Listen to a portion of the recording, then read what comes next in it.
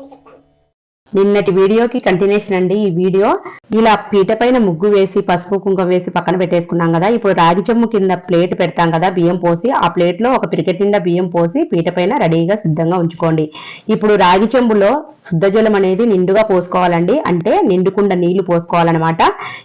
ఇప్పుడు అమ్మవారికి ఎంతో ఇష్టమైన మంగళకరమైన వస్తువులు సుగంధ ద్రవ్యాలను మంచినీటిలో వేసుకోవాలి. పసుపు, కుంకుమ, గంధము, జవాది పౌడరు, అక్షింతలు, పచ్చకర్పూరము, 2 యాలుకలు, అమ్మవారికి ఎంతో ఇష్టమైన ఎర్రటి పుష్పాలతో రాగి చెంబును అలంకరించుకొని మన ఇంట్లో ఈశాన్య మూల ఏ దిక్కున వస్తుందో ఆ ఈశాన్య మూల ఈ రాగి చెంబును అనేది పెట్టి ధూపం వేసి నమస్కారం చేసుకుంటే మనకంతా మంచి జరుగుతుంది, అన్ని శుభ ఫలితాలే.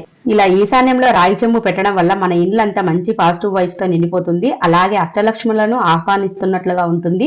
అలాగే నీరు ఎక్కడుంటే అక్కడ జీవం ఉంటుందని, అలాగే సాక్షాత్తు నీటికి ఆధారభూతమైన వాడు నారాయణుడు ఉంటాడని మన